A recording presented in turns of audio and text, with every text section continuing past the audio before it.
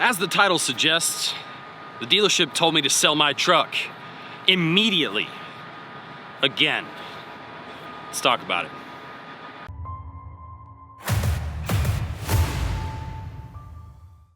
Before we get into the video, I want to thank the sponsor of today's video, and that is Trucker Tools.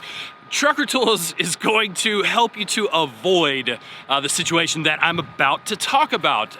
It's hands down, it's the #1 app for all truck drivers, whether you're company, whether you're owner-operator, especially if you're owner-operator. They're doing some huge things. I have a brand new interview that I will link in the description box down below. Please go and check that out.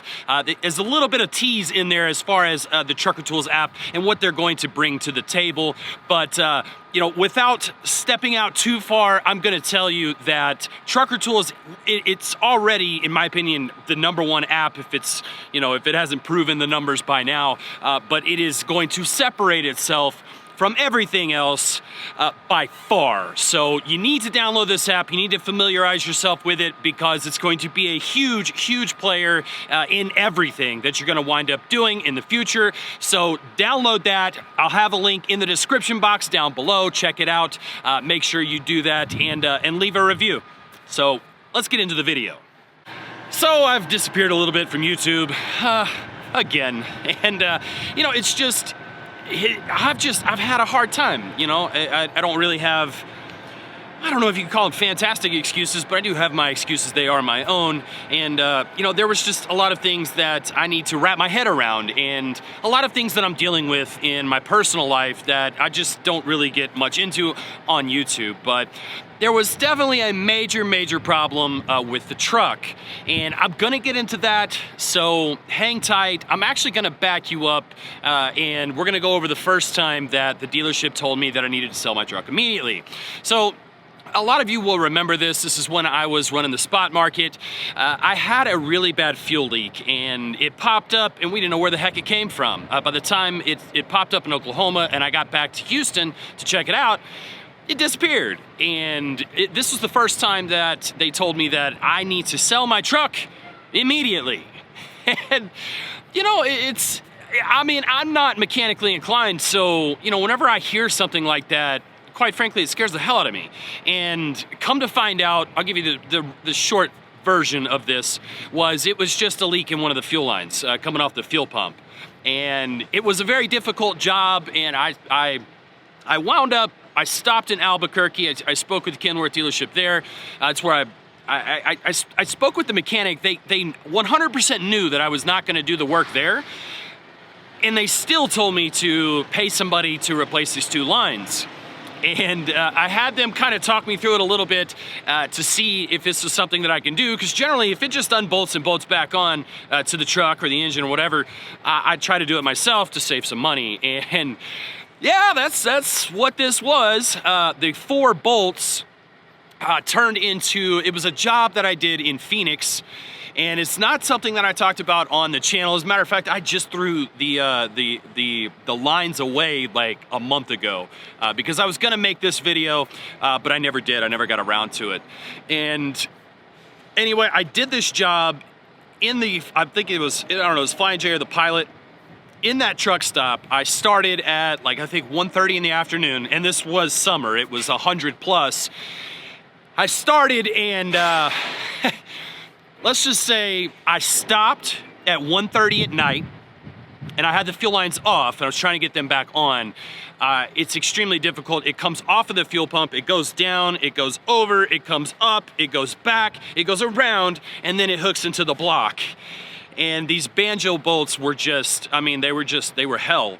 And definitely the mechanics, they were right. You know, I should have paid somebody to do it, but you know what? I saved myself quite a bit of money, and you know, I got it done. And I felt really good about it afterwards, even though I was dog tired.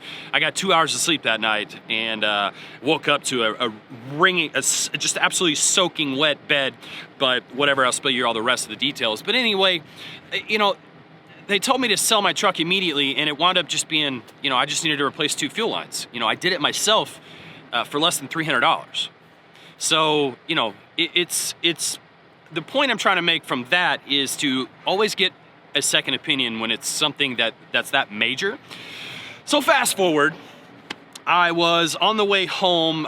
Actually, it started up in Pennsylvania, but I was kind of making my way back towards home, which is Houston, Texas, if you're new to the channel.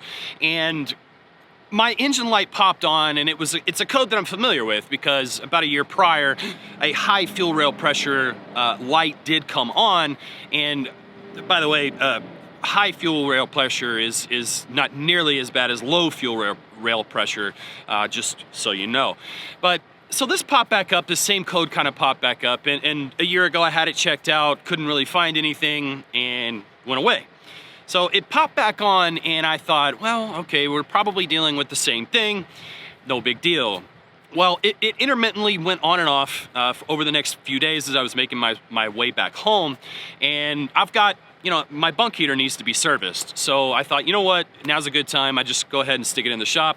Yeah, it'll be in there about a day and I'll be out and rolling and on my way. So I put it in the shop, and then I get a text, and this was the picture. And as you can see, all that sparkly stuff, that's not glitter, that's metal, okay? Now, I'll give you a really quick rundown of the kind of the fuel, the way that it works, okay? It comes out of the tanks, it goes through the water separator. Then it goes to the fuel pump pushes it to the fuel rail disperses it through the injectors. Then it just basically works its way back to the tank. That's a very, very simplified short version, and it's not quite complete, but it's close enough. So the metal, it's kind of confusing, because if metal goes through those injectors, oh man, you could just forget about it. It's gonna ruin stuff. And by the way, if you have an injector going out, you will know. You will absolutely 100% know.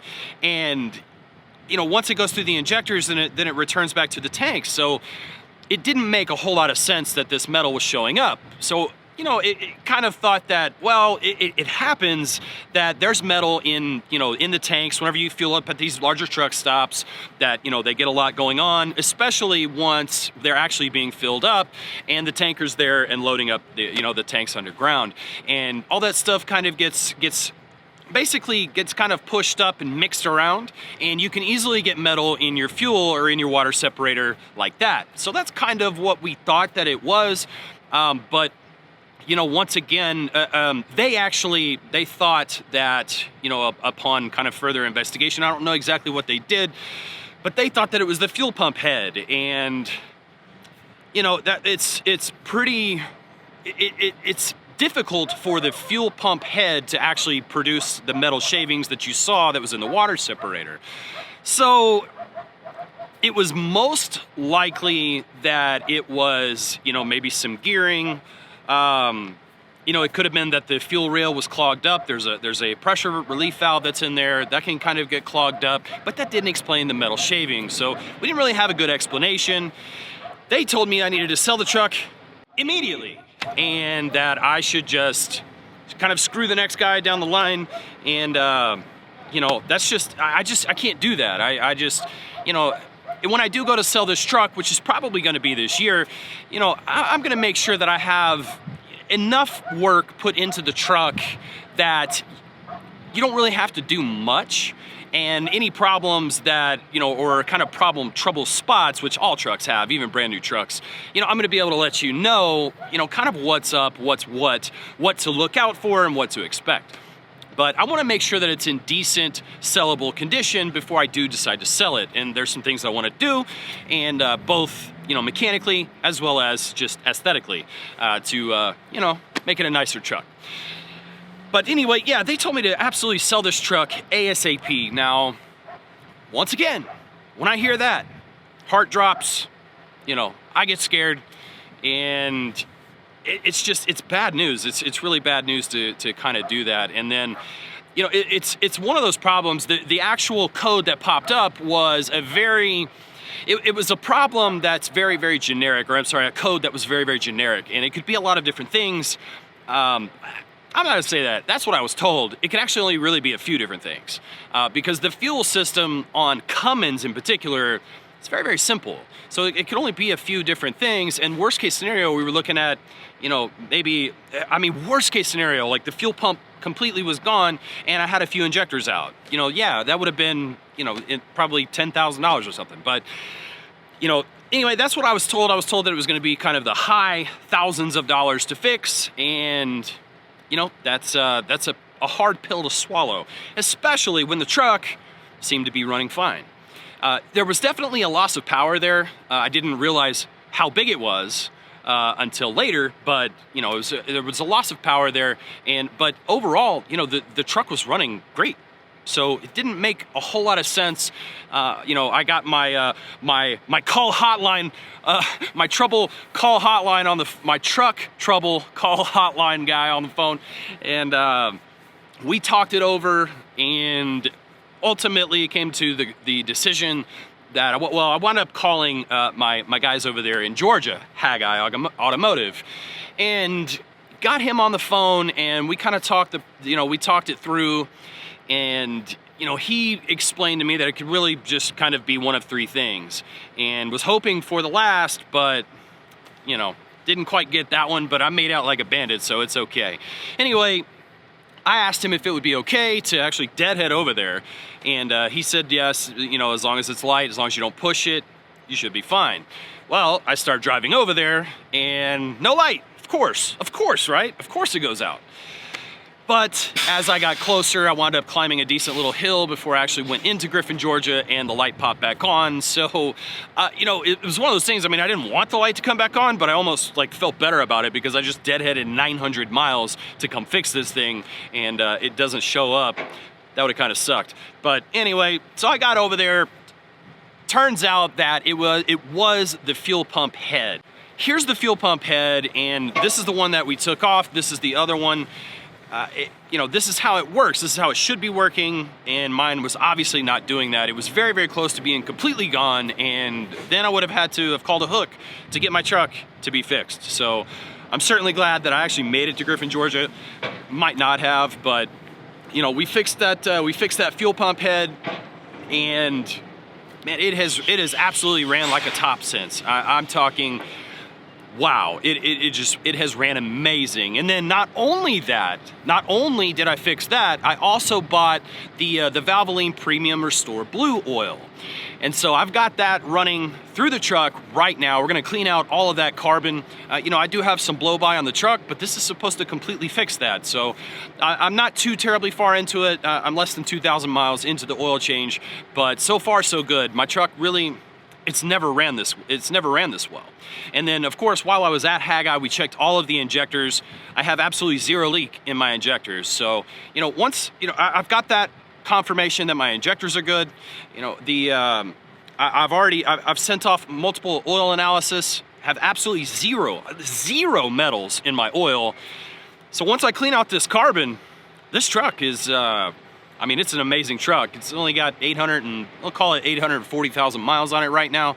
And it could easily be a 1.2, 1.3 million mile truck before it needs to be rebuilt.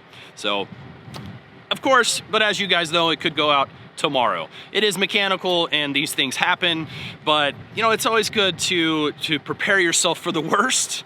But, you know, to all you guys out there that diagnose trucks and you know, you dealerships out there, somebody that happens to stumble along and watch this, man, don't scare the hell out of your customers because that's stress that I really didn't need. Literally, I was having chest pains, and you know, obviously that's not good. So very, very scary. But anyway, we came out the other side like a bandit. But I had to take some time out, you know, after all of that to kind of unwind, figure out this year's game plan again, and get back on track. So now we're back on track, and I appreciate it. I appreciate all of you guys sticking around. I am going to be back to videos, and you know, hope you enjoy them all. If you did like this one, please click that like button. Don't forget to subscribe, ring the notification bell so you know when the next video is coming out. Check out one of these videos right over here that YouTube recommends. You'll probably enjoy that one too. I appreciate each and every single one of you, but as always, stay driven.